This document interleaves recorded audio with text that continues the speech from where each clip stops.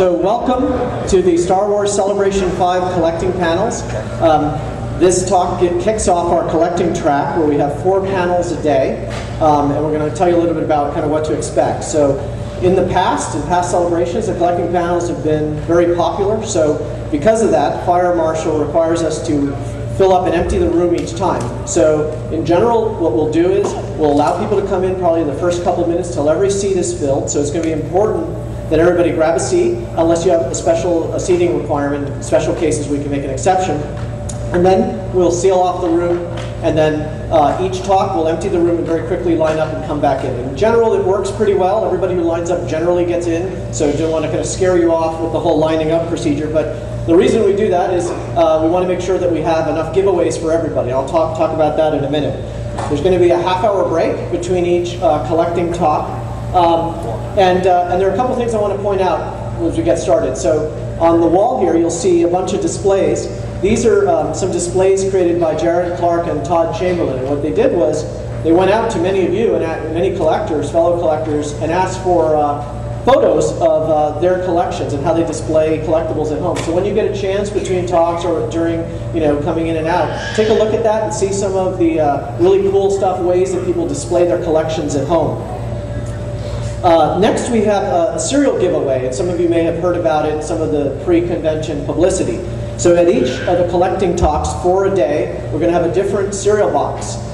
So this is Count Ducula. They're all kind of parodies of some cereal and Star Wars, and so they're all kind of fun. I'll show you the whole set.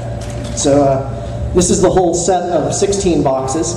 So you'll have a chance to look at these more closely at the social this afternoon, but the plan is one different one for each talk. Everyone who's seated will get a box on your way out. So we'll give them as you're filing out of the room. And these were created by, a bunch of people kind of put this together. It was Chris Jorgulius put the project together, managed the whole thing, and some, a lot of call outs to a lot of other folks that helped out. Matthias Rendell and Jeff Carell did the graphic design. We had half a dozen artists who worked on the artwork for the cereal boxes, and then we had 16 different sponsors.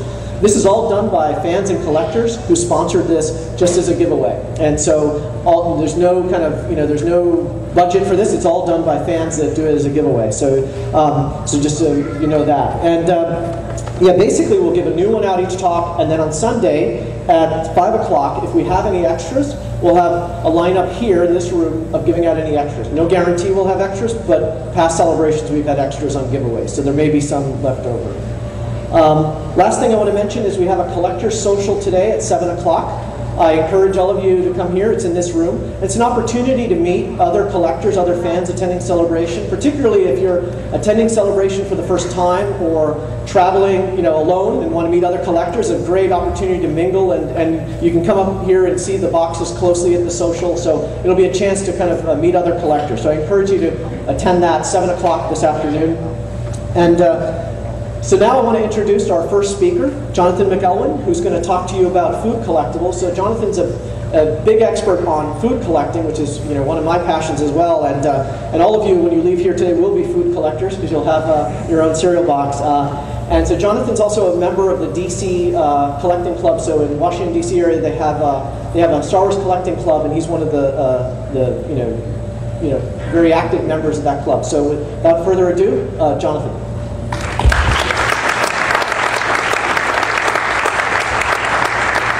Thanks for that. It's right after lunchtime, so I guess it's a good time to talk about food collectibles. So we'll just dive right in.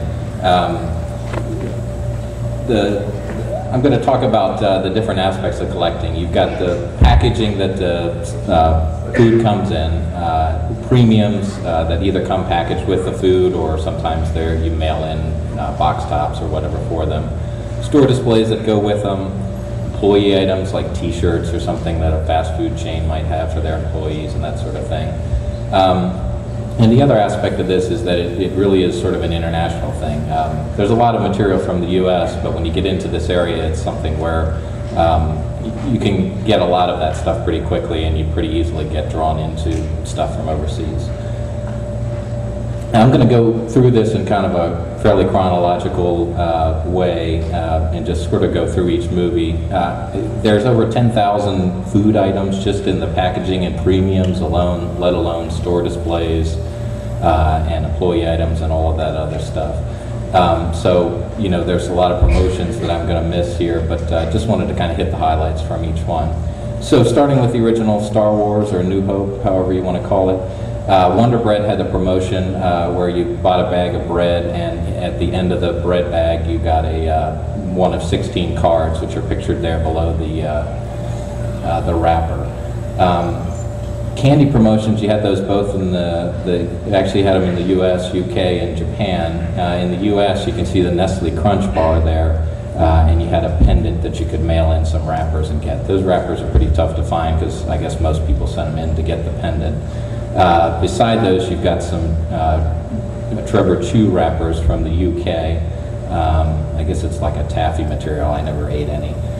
In Japan had a huge series of companies. Meiji and Morinaga both had a lot of packaging that you could get, little toys that you can see there. The lower picture are some store displays and some small little stamps that you got that came rolled up in a little cellophane package inside, like that box that you see in the top of the middle. Cereal in the United States, you had General Mills with the license, and a lot of the cereal giveaways that we're doing are, you know, kind of complement or parody those boxes. In Australia, you had Nabisco had the license with a Wheaties box. Those are very tough to find. They had some posters that you could get from those. And in the UK, you had a series of Shreddies boxes where you had a image on the back and some transfers that you could rub off like Presto Magic. Moving on to beverages, in Japan, Mexico, and Canada, you had bottle caps to collect. The grouping of 4x4 on the left there are all from Japan, and those are actually all different, slightly different variations of caps, all the ones that are turned over. There were a set of 50 images on the bottom that you could collect, and a tray that would go with them. The one in the lower right of that 4x4 group is a winner cap, where you could actually redeem that for money. There were several different denominations that you could get. Those are tough to find as well. The column there in the middle, Mexico had Fanta Orange and Coca-Cola, and they also had a series of images, some similar, some different than the Japanese caps. And then in Canada, you had actually, I think, 3 different caps. You had a Coke and Coca-Cola with C-3PO that are pictured there, and then I've seen somewhere else like a spaceship type of thing that looks like it has nothing to do with Star Wars. But you got those, and I don't know if you remember from the time, but you would peel away a liner on the inside, and then there was a character image on them. And the poster in the lower left, you matched up a pair of these, so there was one common and one rare, and you could redeem those for money. So Luke and Leia were you could win $1 if you found both of those. So the Leia one is the toughest one to find. Entrees is an interesting category, so you've got a Sundown Supper box there from Duncan Jenkins' collection. There was also a Safari Supper, I believe, that he has, and I think there was a Pirate Picnic meal at the same time from Libby, but I've never seen that turn up with the Star Wars promotion. I think those were promoting the same pendants as the Nestle stuff was. You've got wall sausage, again, some raw down transfers that they're very small. And then a store display for that.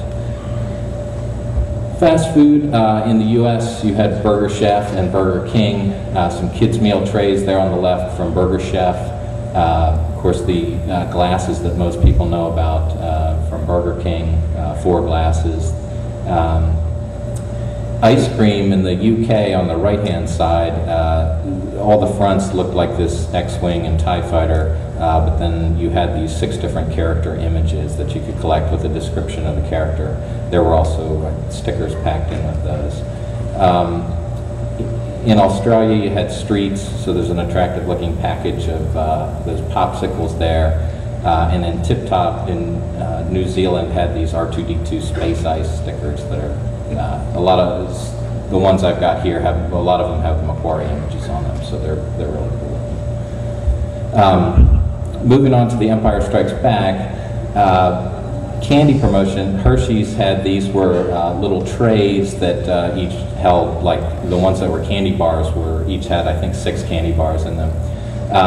And so some of the cards in the back that you were supposed to cut out were duplicated, but collectors like to get these, intact. You can still find them occasionally, where they haven't actually ever been made into the box. And the blue tab that you see there is, it's tougher to find them with that as well. Cereal promotions, there was just the Kellogg's promotion in Australia for Empire Strikes Back, series of masks on the back. There was an early potato chip in the Netherlands, these UFOs. You can still find the stickers unapplied, but I guess what they did was they just stuck these to the outsides of the crisp wrappers. In New Zealand, you had Twinkies, and you could get these set of 6 stickers from those. Burger King, again, had the license for the fast food stuff. There was another set in the US, there was another set of 4 glasses. There were cards that came in these strips of 3, stickers, and an album that went with those. Australia had a McDonald's promotion where you could get this series of 3 cups in the center there. Ice cream, you had a similar promotion to Star Wars. This time you had a sort of Vader and flames on one side and then a set of 6 characters to collect on the back. And again, you could get stickers on the inside of those things. Streets in Australia, there's a sample of a box there and a wrapper. There's some different backs that go along with the box where you could cut out little different characters. York peanut butter from Canada, the disc there in the upper left, you would actually twist off the lid of the peanut butter, and inside the lid you would get this round card. Those are really kind of neat. So that's the series of those. In the UK, there was cheese spread that comes in those little the wheel package with the little triangles inside. So there's a box from those. There were little rub-down transfers on the inside of those, and a premium there in the lower left that you could get. All the way on the right, Crisco, Duncan Hines, Pringles had posters where you just bought a certain number of things. So I vividly remember doing this as a kid, where you'd go into the grocery store, and if you just got your mom to buy a certain number of Duncan Hines cake mixes or whatever, you could walk away with one of the posters that week. The bottom image is actually a yogurt poster. With the yogurt, I guess you got a sticker that you would peel off. You would mail in, I guess, for this poster, and there's actually were 50 different stickers that you had to collect to complete this image. So that poster is from my collection. That's actually, complete. It has all the stickers. It's probably tough to see on that screen, especially for those of you in the back. But you can kind of see there at the bottom, or maybe able to see at the bottom of Lando there, where it's not quite perfectly, but it's a neat thing, and it's got some unusual art on it, to say the least. Moving on to Return of the Jedi, or that era soon thereafter. In the U.S., you had Kellogg's C-3PO cereal, which are fairly infamous at this point. Also in Canada, you had those. In Australia, you had Kellogg's with a promotion. Here's an example of a cornflakes box. I'm sorry, Canada actually was, it should say General Mills. It was General Mills for the Return of the Jedi era, and Kellogg's had it during the C-3PO's time. Cookies in the UK, you had Burton's biscuits that came wrapped in these cellophane packages, and there's sort of 4 wrappers shown there. There were actually images printed on the cookies, so there's still some of those around.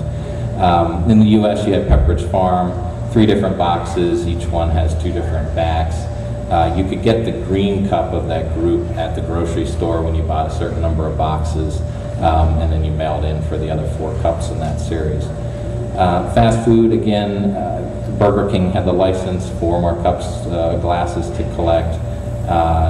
You had some really neat graphics on Peter's and Paul's ice cream from Australia. A set of Dutch stickers there. These are actually Return of the Jedi items, although they all feature Empire Strikes Back images for whatever reason. And then in New Zealand, you had a set of stickers there along the bottom.